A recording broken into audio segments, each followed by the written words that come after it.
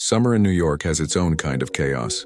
Music in the streets, warm sunsets over tall buildings, and laughter echoing through the parks. For Alex and Sara, it was the season their friendship began to blur into something softer, something more dangerous, something like love. They never confessed it out loud, but love doesn't always need words. It hides in the way two people look at each other when they think the other isn't watching. It speaks through small gestures. The way Sara always brought him extra sugar because she knew he pretended to like his coffee bitter, or how Alex always carried an umbrella even on sunny days, just in case it rained. Every morning they met under that oak tree. Sara would sketch while Alex read aloud small parts of what he'd written the night before, never telling her those words were all about her. Sometimes he'd look up mid-sentence and see her smiling quietly, as if she knew. Sara often said, "Art is how I tell the truth without speaking." Alex would reply softly, "Then maybe I write lies that sound like truth." They both laughed, but in that laughter was something fragile, something real. On weekends, they'd explore the city, small bookstores in Brooklyn, old bridges in Queens, art galleries where Sara would lose herself for hours. Alex loved watching her more than the art. She had that rare kind of energy that made even silence feel like a song. One evening as they walked along the Hudson, Sara suddenly stopped. The sunset was painting the sky in orange and gold. She looked at it for a long time and whispered, "Do you ever wish you could pause moments?" Alex smiled faintly. "Maybe moments aren't meant to be paused, Sara. Maybe they're meant to be felt so deeply that they never fade." Sara turned to him and smiled. That small, knowing smile that would stay with him for years. And in that moment, without saying it, both of them knew. They were no longer two strangers who met by accident. They were something more, two stories quietly merging into one. Love didn't arrive for them like a storm. It came like dawn, slowly, softly, until one day they just knew it was there. There was no confession, no grand moment, just 1,000 small ones. It was in the way Sara rested her head on his shoulder while reading, in how Alex always looked for her reflection in cafe windows, in how they started saying we instead of I. They didn't talk about forever, because both knew that life rarely listens to such promises. Instead, they talked about now, about their next coffee, their next walk, their next sunrise together. Sometimes, they'd sit in silence for hours, him writing, her sketching, and when their eyes met, they'd smile like two people who had found a home inside each other. Sara would often tell him stories of her childhood, how she started painting, how her mother used to say, "When you can't find words, draw your feelings," and Alex would listen, memorizing every little detail about her. One evening, Sara surprised him. She brought him to a rooftop, her secret spot. Fairy lights were hanging from the railing, and the city lights below looked like scattered stars. She said softly, "I come here when I need to breathe." They sat there watching the skyline, their hands brushing but never holding. And for the first time, Alex realized, love didn't need to be loud. Sometimes it lived in quiet touches and shared air, in the calm of knowing someone is beside you even when no words are spoken. That night, when Alex went home, he wrote a line that stayed with him forever. "I never knew peace could have a face, until I saw her." As summer faded into fall, something subtle began to shift. Not in a dramatic way, as no arguments, no tears. Just the kind of quiet change that happens when two people start thinking about tomorrow. Alex received an email one evening from a major publishing house in Chicago. A full-time writing position with a contract that could change his career. It was everything he had dreamed of for years. He stared at the screen, the city lights reflecting off his window, and for a moment, he felt nothing. Success didn't feel like he thought it would, because the first person he wanted to tell was the same person who made him question if he even wanted to leave. When he met Sara the next morning, she noticed the distance in his eyes before he said a word. He told her about the offer. She smiled, but there was something behind that smile, something she didn't say. For the first time, their walk through the park felt heavier. There was a silence between them that didn't feel peaceful anymore. Sara tried to sound happy for him. She talked about how proud she was, how he deserved it, but her hands trembled slightly as she spoke, and Alex, he didn't know how to tell her that the thought of leaving her scared him more than anything else ever had. That evening, they sat by the river, watching the city lights reflect on the water. Neither spoke for a long time. Both knew that something was changing. The wind was colder, the days shorter, and though they were still together, it felt like the universe had already begun pulling them apart. Autumn came softly, carrying with it a kind of silence Alex had never known before. The park looked different now, leaves turning gold, the air colder, the bench under the oak tree often empty.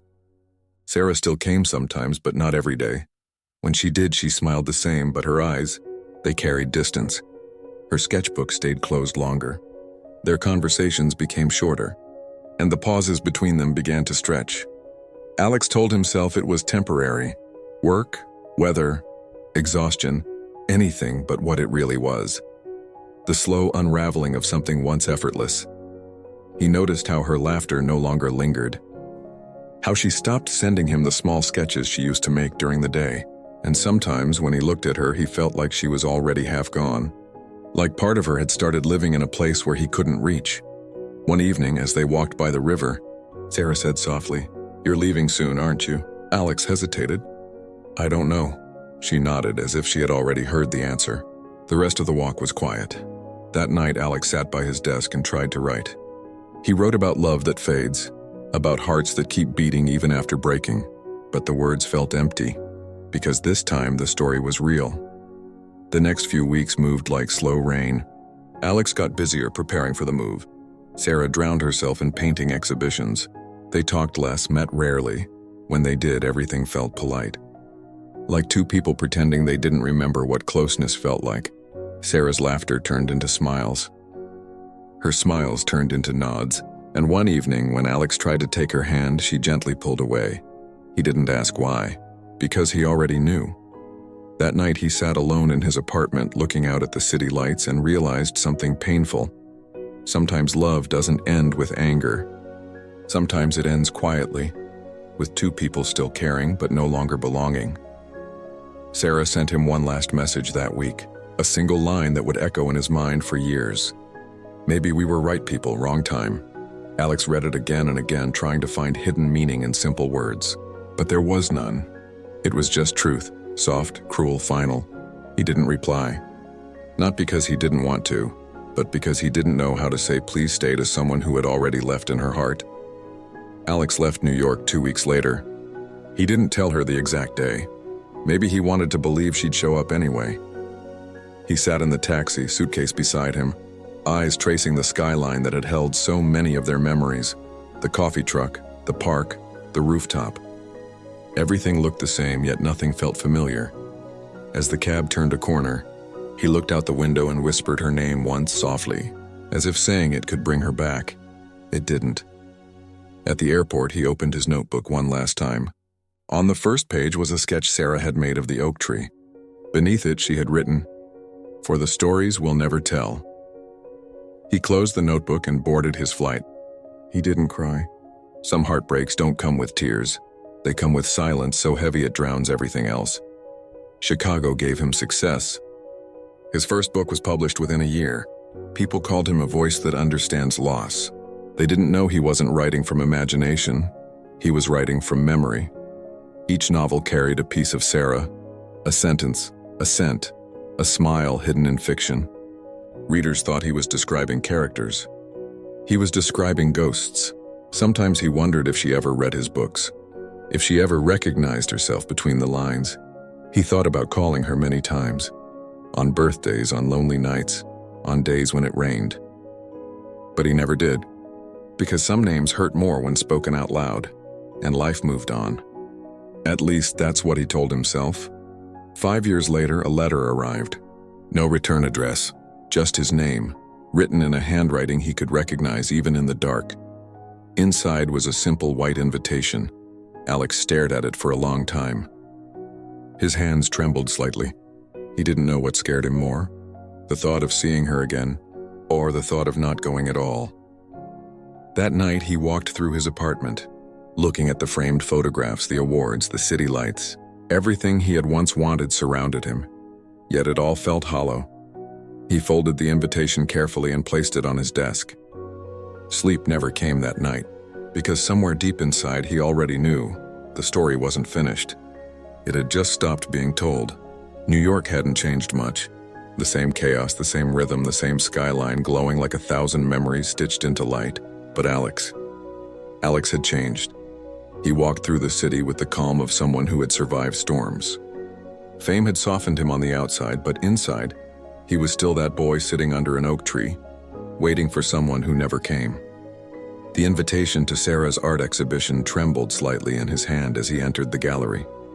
Soft piano music filled the space, mingling with whispers and footsteps. Paintings hung on every wall, vivid, emotional, almost alive. And then, he saw her, Sara, standing near a large canvas, wearing a simple white dress, hair shorter now, eyes wiser.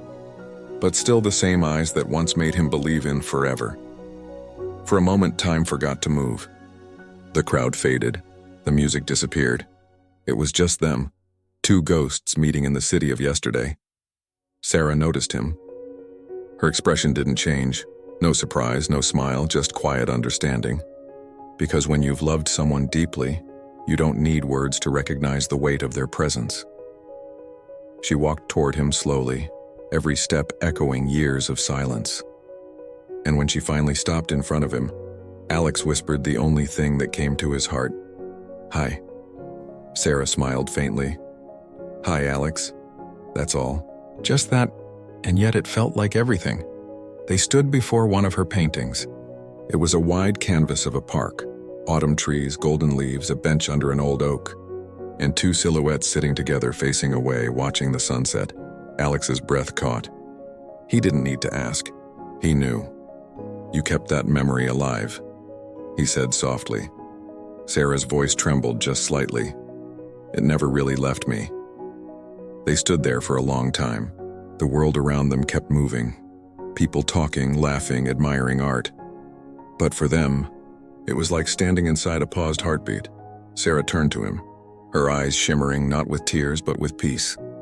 "You became what you always wanted. Alex, a writer who makes people feel." He smiled weakly. "And you became what I always knew you'd be. An artist who paints souls." A silence followed, gentle and heavy. Because both of them knew, this wasn't a new beginning. It was closure wearing the face of kindness. When the exhibition ended, they stepped outside together. The night air was cool, brushing softly against them like a memory reborn. They walked without destination, just following the rhythm of the city, past cafes, streetlights, laughter, rain. It was almost like old times. Almost. At a quiet corner near the river where they once walked years ago, they stopped. Sara looked at him, really looked, and said, "You know, sometimes I wonder. If we'd met later, maybe things would have been different." Alex shook his head gently. "If we'd met later, maybe we wouldn't have fallen at all. Maybe the timing was the story." She smiled through a sigh. "Maybe." The wind picked up. Sara pulled her coat closer, and for a second Alex thought about saying it. Stay. But he didn't. Because he had learned that real love isn't about holding on. Sometimes it's about letting go quietly. They hugged. Not the kind of hug that promises forever. The kind that says thank you for the memories. It lasted a second, or maybe a lifetime, and then she turned, walked away slowly, and disappeared into the glow of the city lights. Alex watched until she was gone. He didn't call out. He didn't move. He just stood there, smiling faintly, tears quietly falling. Not from pain, but from the strange peace that comes when a story finally ends. Years later, Alex published one last book. It was called The Love We Lost. He never admitted it, but everyone knew it was their story. Readers cried, critics praised, and the world moved on. But somewhere in a small gallery in New York, a single painting still hung. The one with the oak tree, the bench, and two silhouettes watching the sunset. Beneath it, a handwritten note read, "For the one who taught me that even endings can be beautiful." S. Alex never visited the gallery again. He didn't need to, because he knew that somewhere in that quiet corner of the city, their story still lived. Not in words, not in colors, but in the silence between them. And sometimes when the rain fell just right, he could almost hear her laugh again. Soft, distant, eternal,